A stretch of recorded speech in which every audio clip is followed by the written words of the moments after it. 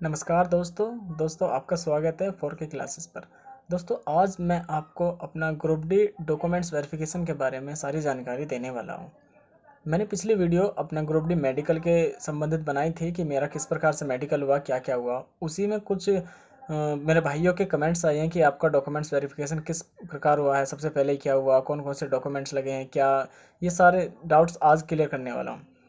आइए शुरू करते हैं। सबसे पहले हम सुबह के 8:20 के आसपास हम आरआरसी प्रयागराज पहुंच गए, यानी आरआरसी के बाहर। तो तब तक फिर वहाँ पर अधिकारी आए और उन्होंने प्रक्रिया शुरू की। तो सबसे पहले उन्होंने हमको एक पर्ची दी, यानी हमारा नाम बुलाकर सबको एक एक करके बुलाया और सभी को एक एक पर्ची दे दी। उस पर्ची के लिए बोला कि इस पर्ची को लेकर आप स्टेशन पर जाओ और वहाँ से मेडिकल के लिए टिकट खरीद कर लाओ, जो 16 रुपये का था। उन्होंने बताया था कि आपको 1 नंबर काउंटर पे जाना है और आपको 16 रुपये देने हैं, वो आपको मेडिकल के लिए टिकट दे देगा।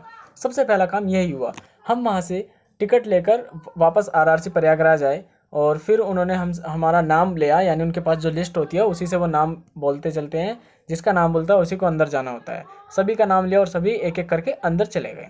जब हमारी एंट्री अंदर हुई तो उन्होंने हमारी यहाँ पे चेस्ट पे यहाँ पे एक स्लिप लगा दी, जिसपे हमारा नाम, registration number, date of birth और हमारा डीवी सीरियल नंबर जो लिखा हुआ था। उसके बाद वे सभी हमको उस सीरियल नंबर से ही पुकार रहे थे, ना कि नाम से, ठीक है। उसके बाद वहाँ पर हमने जाकर देखा, यानी अच्छे से बैठने के लिए व्यवस्था थी, कुर्सी वर्सी, टेबल वेबल वगैरह सारी चीज़ें, और पानी की व्यवस्था, सब चीज़ ठीक ठाक थी। उसके बाद उन्होंने हमको सभी को यानी कुर्सी पे बैठा दिया अंदर ले जाकर, और सभी को 3-3 फॉर्म दे दिए। उसमें एक फॉर्म था आपका सब डिवीज़न प्रेफरेंस देने का, यानी जिसमें आपका आरआरसी प्रयागराज हेडक्वार्टर्स और आपका आगरा, वाराणसी, झांसी और एक और था शायद, वाराणसी था और एक और था, मैं भूल गया हूँ। इस प्रकार से 6 सब डिवीज़न थे जिसमें आपको प्रेफरेंस देनी थी। और उसमें एक फॉर्म था आपके डिटेल्स, यानी मेडिकल मेमो बनाने के लिए। उसमें आपकी सारी डिटेल्स है और आपके शरीर पे कौन सा मार्क है, वो सारी चीज़ भरनी थी। और एक फॉर्म और था जिसमें आपको हैंड राइटिंग लिखवाई गई थी, हिंदी और इंग्लिश दोनों में, और उस पर 8 जगह आपको साइन करने थे।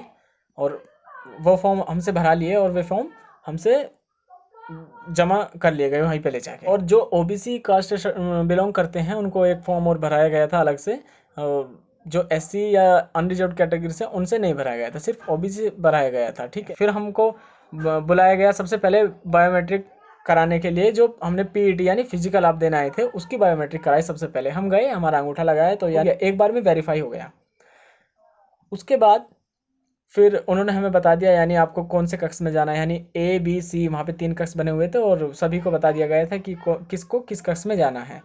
वो उसी के बाहर लाइन में लग चुके, ठीक है। फिर हम अंदर गए तो वहाँ पे एक बायोमेट्रिक हुई, यानी हमारे साइन वाइन मिलाए गए और हमारा फेस मिलाया गया। 2 अधिकारी थे, उन्होंने हमें अच्छे से देखा और जो उनके पास हमारा डाटा होता है कंप्यूटर में पहले से, उसको उन्होंने अच्छे से मिलाया।